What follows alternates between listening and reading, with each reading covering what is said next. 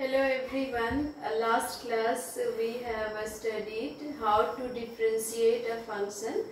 We could know the first derivative of a function. Today I will discuss derivatives of higher order. यानी कि जो last class हम लोग जो first derivative निकाले थे, अब हम लोग क्या करना है, हायर डेरिवेटिव निकालना है, सेकेंड डेरिवेटिव, थर्ड डेरिवेटिव।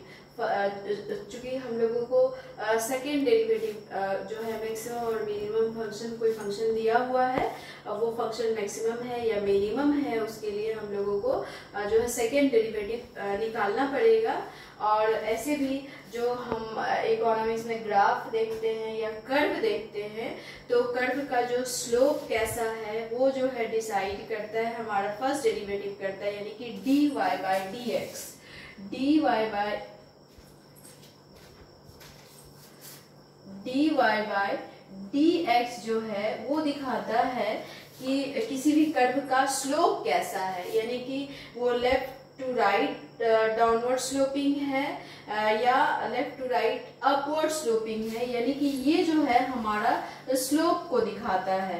तो ये क्या है, rate of change in y due to change in small change in x। dy by D X क्या है, rate of change in y due to small change in y। अब ये जो है हम लोग जो है हायर ऑर्डर लिखे हैं, मतलब means second order, third order ऐसे निकालेंगे। वो क्या होगा, तो फर्स्ट ऑर्डर जो हमारा होता है, फर्स्ट ऑर्डर या फर्स्ट डेरिवेटिव हम लिख देते हैं,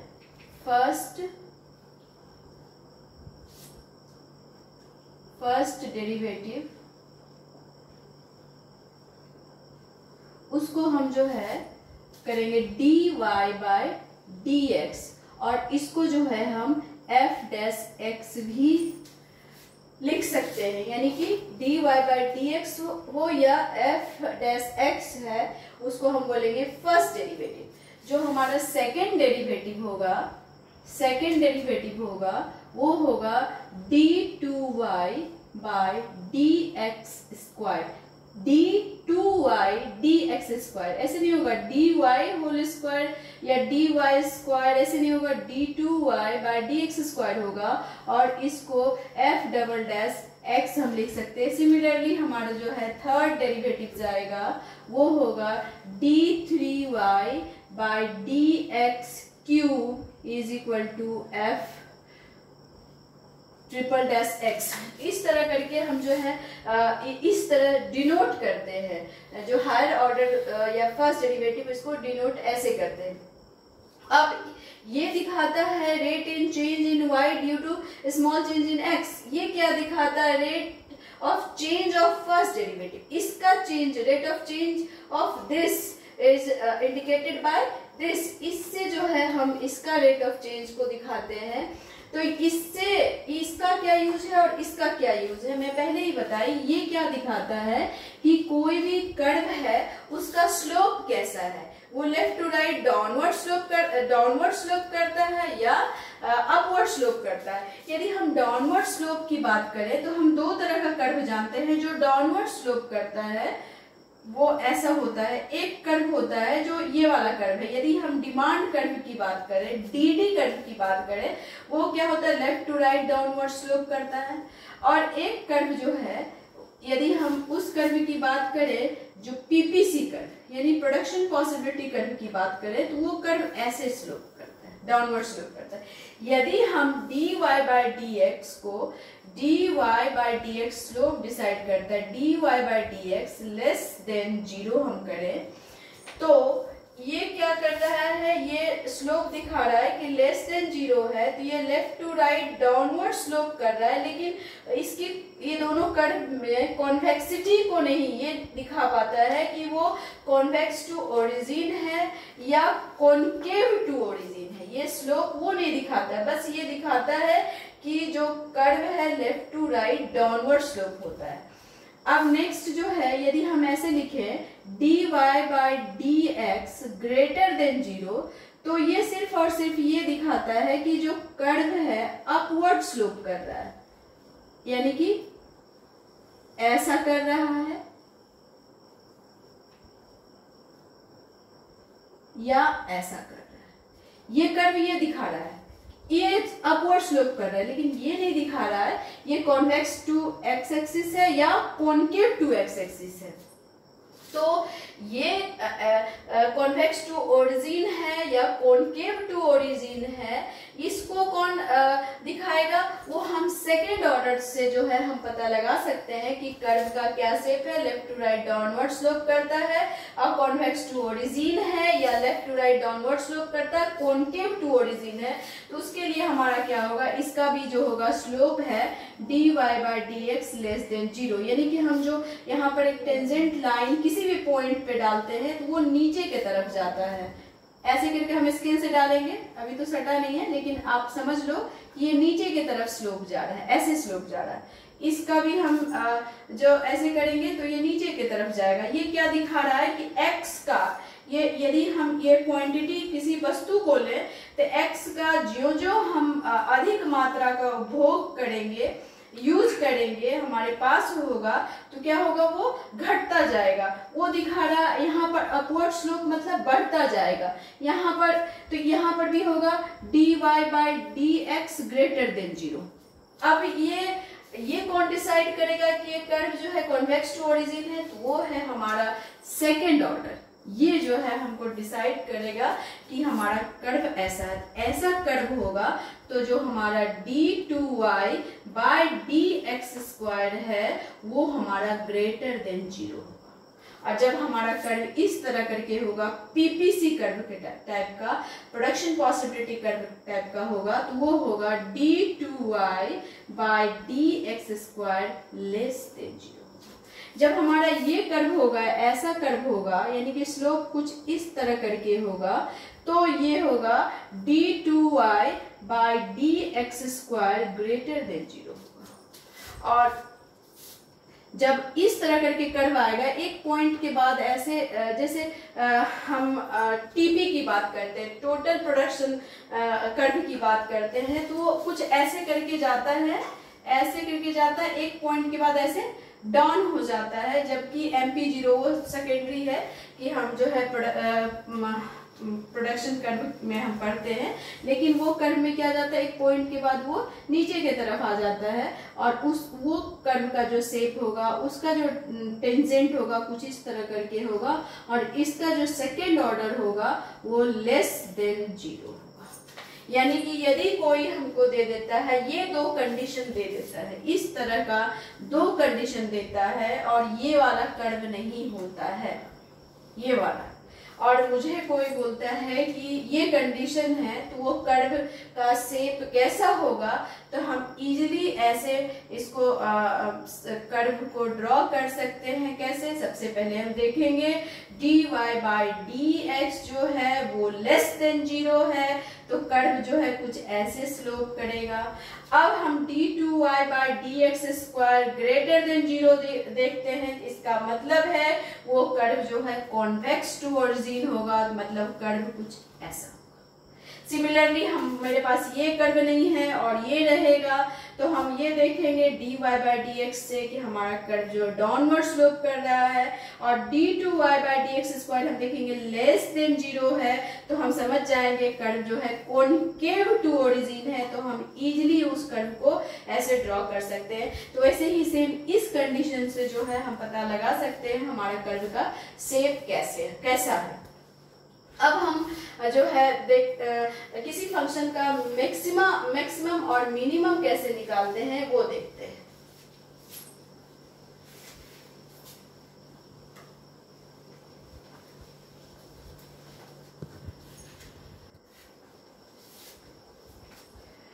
अब हम देखते हैं ऑर्डर कंडीशंस ऑफ किसी कोई भी फंक्शन दिया हुआ है, वो मैक्सिमम है, किस पॉइंट पर वो मैक्सिमम है, किस पॉइंट पर मिनिमम है, और एक और आता है पॉइंट ऑफ इन्फ्लेक्शन आता है। वो कैसा आता है, यदि कुछ इस तरह करके कर्व है, ऐसा कर्व है, ऐसा कर्व है, ये वाला पॉइंट, इस पॉइंट को यदि हम M कह रहे हैं, जहां पर कि यदि कभी dy, अभी तक हम क्या डिस्कस किए, dy by D x less than 0, और क्या किए dy by D x greater than 0। यदि किसी समय हमारा dy by dx is equal to 0 होगा, तब क्या होगा, तो इसको बोलेंगे स्टेशनरी पॉइंट बोलेंगे। जब हम मैक्सिमम और मिनिमम निकालेंगे तो वहीं से हम देखेंगे कि पॉइंट ऑफ इन्फ्लेक्शन निकलता है। तो अभी जो है हम इस तरह का कर्व हो या ऐसा कर्व हो या कुछ ऐसा कर्व हो, सब में जो है हमारा एक पॉइंट आएगा जहां पर dy by dx is equal to 0 होगा।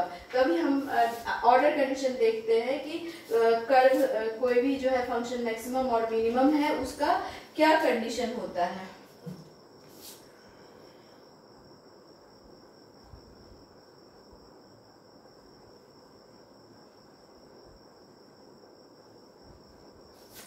For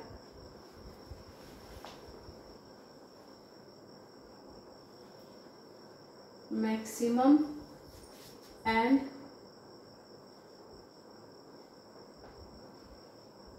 minimum order conditions for maximum. इसमें भी हमारा दो ऑर्डर होगा, फर्स्ट ऑर्डर होगा और सेकंड ऑर्डर होगा। फर्स्ट ऑर्डर को ही हम बोलेंगे नेसेसरी कंडीशन और सेकंड ऑर्डर को जो है हम बोलेंगे सफिशिएंट कंडीशन। फर्स्ट ऑर्डर जो है हम dy बाय dx से निकालेंगे और सेकंड ऑर्डर जो है d2y बाय dx से सेकंड डेरिवेटिव से निकालेंगे। तो हम पहले लेते हैं, फर्स्ट जो हम लेते हैं for maximum,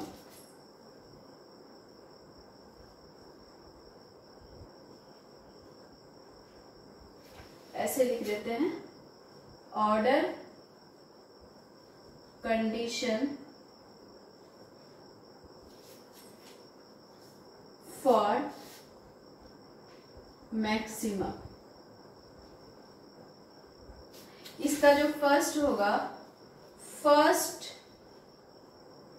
order conditions, condition यानी कि इसको बोलेंगे नेसेसरी कंडीशन, एस है डबल एस, नेसेसरी कंडीशन। इसमें क्या करेंगे हम dy by dx is equal to 0 करेंगे। dy बाय dx को क्या कर देंगे फर्स्ट ऑर्डर कंडीशन में, यदि कोई फंक्शन होगा उसका फर्स्ट डेरिवेटिव निकालेंगे और जो फर्स्ट डेरिवेटिव निकालने के बाद उसके इक्वल टू 0 कर देंगे। और इसको हम क्या लिख सकते हैं, fx। मैं पहले ही बताई कि dy बाय dx लिखे या f डैश x लिखे, वो जो होता है dy बाय फर्स्ट डेरिवेटिव होता है इक्वल टू 0। अब आते हैं हम सेकेंड में, आते हैं second order condition, second order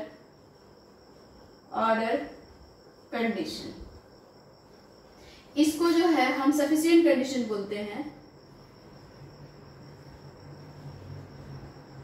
sufficient condition बोलते हैं। इसमें क्या होगा, चूंकि हम मैक्सिमम के लिए ले रहे हैं तो d2y by dx square should be less than 0, यानी कि d2y बाय dx स्क्वायर क्या होना चाहिए, लेस देन 0 होना चाहिए, 0 से कम होना चाहिए। और f double dash x should be less than 0, तब वो फंक्शन जो है मैक्सिमम होगा। यदि कोई फंक्शन दिया हुआ है y is equal to x cube plus 2x plus 5, उसको फर्स्ट डेरिवेटिव निकाल के उसका इक्वल टू 0 करेंगे, फिर सेकेंड डेरिवेटिव निकालेंगे और उस सेकेंड डेरिवेटिव में जहां यहाँ से जो वैल्यू निकलेगा उसको पुटअप करके देखेंगे। यदि वो निगेटिव वैल्यू आएगा तो हम बोलेंगे मैक्सिमम है, और यदि पॉजिटिव वैल्यू आ गया तो हम बोलेंगे मिनिमम है। हाँ ठीक है, नेगेटिव वैल्यू आएगा तब हम बोलेंगे मैक्सिमम है। अब हम देखते हैं मिनिमम के लिए क्या है, और सेम इसी को हम सेम रहने देते हैं, बस इसको हम चेंज कर देते हैं कि हम देख लिए जैसे मैक्सिमम के लिए देख लिए वैसे ही हम मिनिमम के लिए देखेंगे। मिनिमम के लिए जो हो हमारा होगा सेम होगा, फर्स्ट ऑर्डर कंडीशन जो होगा वो सेम होगा, dy by dx is equal to 0 होगा, और जो सेकेंड ऑर्डर कंडीशन होगा मिनिमम के लिए ये पॉजिटिव हो जाएगा, यानी ये ग्रेटर देन 0 हो जाएगा। ये क्या हो जाएगा, ग्रेटर देन जीरो हो जाएगा। ये जो है हमारा जो है first order second order condition जो है मैक्सिमम और मिनिमम का है। इसका एक एग्जांपल लेकर हम जो है अच्छे से कर सकते हैं। और एक चीज, जब पॉइंट ऑफ इन्फ्लेक्शन जो हम बोलेंगे वो कब होगा, जब हम इज इक्वल टू जीरो करेंगे यदि हमारा d2y by dx² is equal to zero हो जाए, यानी कि ना लेस देन हुआ ना ग्रेटर देन हुआ और ये जीरो हो जाएगा, तो यही होगा इन्फ्लेक्शन।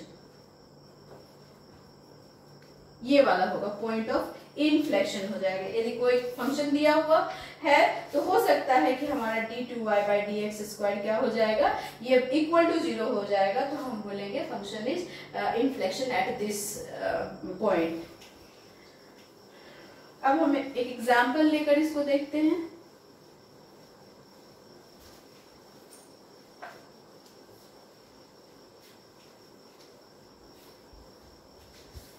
कि कोई फंक्शन मैक्सिमम और मिनिमम है तो कैसे है। यदि हम सपोज करते हैं find the maximum minimum values of the following function, हम बोलते हैं फाइंड ओनली, हमारा क्वेश्चन है फाइंड मैक्सिमम और and minimum of the given